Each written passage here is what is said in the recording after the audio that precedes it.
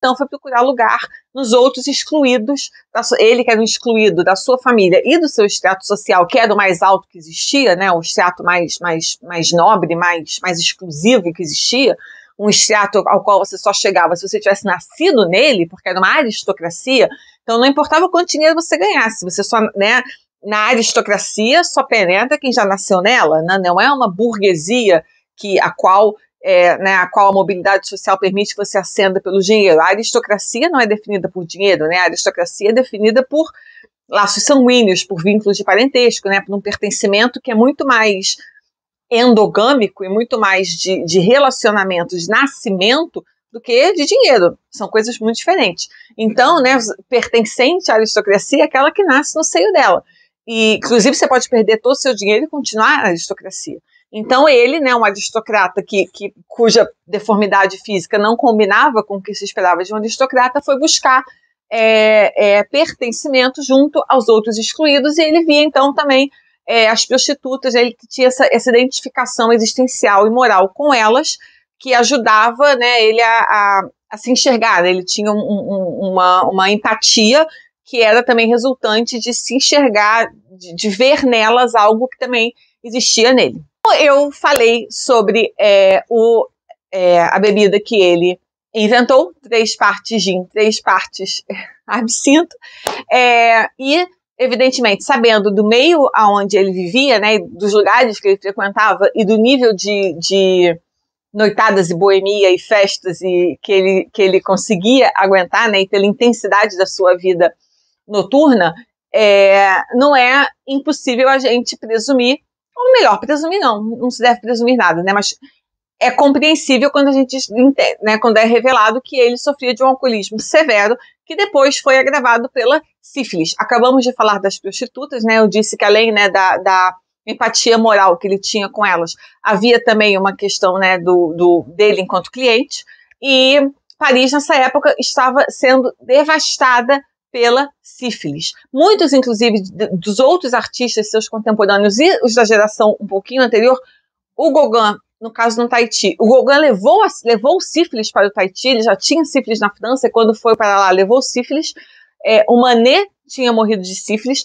Muitos dos estudantes, né, dos rapazes de escola secundária, ali terminando a escola, na universidade, muitos deles, né, ou dos jovens profissionais ali, os rapazes de 20 a alguns anos, estavam começando carreira, muitos deles sofreram de sífilis, alguns se recuperaram, outros morreram de sífilis, e ele, o Toulouse-Lautrec, contraiu sífilis, que quando encontrou com o alcoolismo, deu um resultado ali bastante complicado, uma coisa acabou agravando a outra.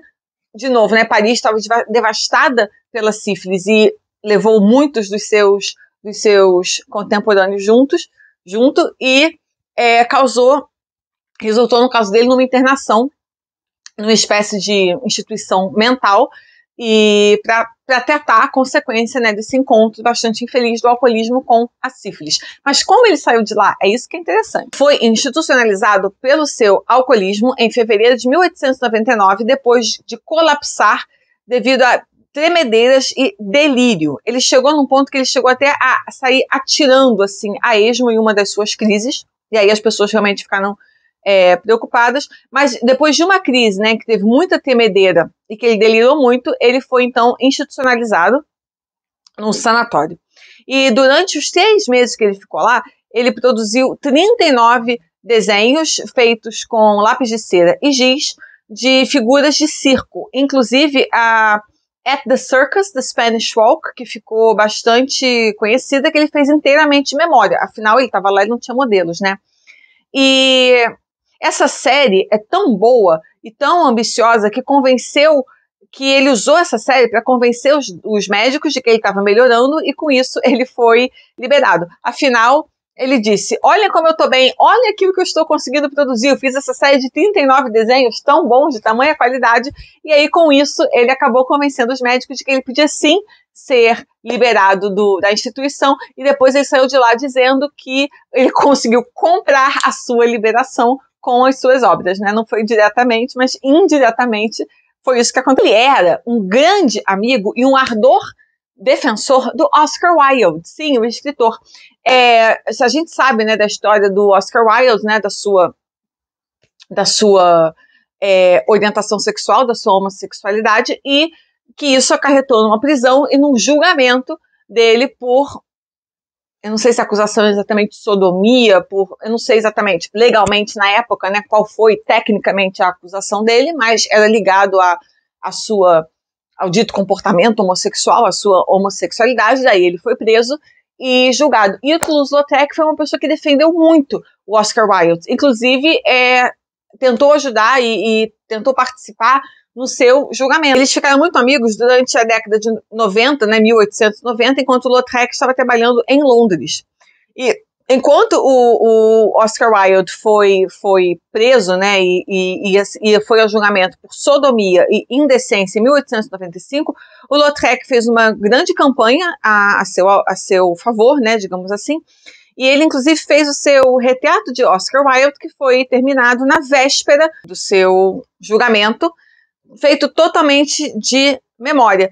Inclusive porque o Oscar Wilde, que sabia que as suas chances não eram muito boas, ele sabia da sua enorme chance de condenação, estava muito ansioso para ficar quieto, ele estava muito nervoso na véspera do julgamento, ele não conseguia ficar parado, sentado quieto para posar. Então o Toulouse-Lautrec acabou fazendo todo o retrato de memória, né, assim, da cabeça dele, e ele terminou exatamente na véspera do julgamento do Oscar Wilde. Outra coisa interessante é que ele, apesar da sua curta vida e, consequentemente, curta carreira, ele foi extremamente produtivo, prolífico mesmo. Ele teve menos de 20 anos, mas ele deixou para trás 350 posters litográficos e ilustrações, 737 telas e mais de 5.000 desenhos. Incrível, né? E uma outra coisa que é interessante é que a sua mãe, que o sustentou por muito tempo, né, ao longo de toda a sua vida, ele tinha sido deserdado pelo seu pai, que rompeu com ele, mas a sua mãe continuou mandando dinheiro e o sustentando materialmente ao longo de toda a sua vida. Ele morreu antes tanto do seu pai quanto da sua mãe. E a sua mãe, que o manteve financeiramente durante todo esse tempo, continuou a promover a sua arte para o resto da sua vida. Então, mesmo depois que ele já estava morto, ela continuou divulgando o seu trabalho, ela continuou fazendo um grande trabalho, né, de manutenção da memória artística, né, e produtiva dele.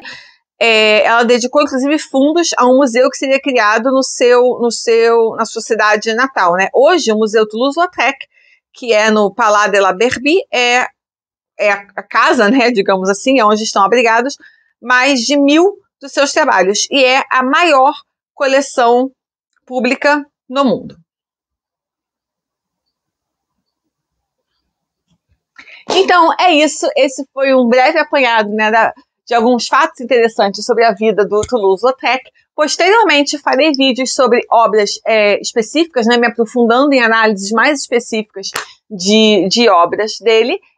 Espero que vocês tenham gostado.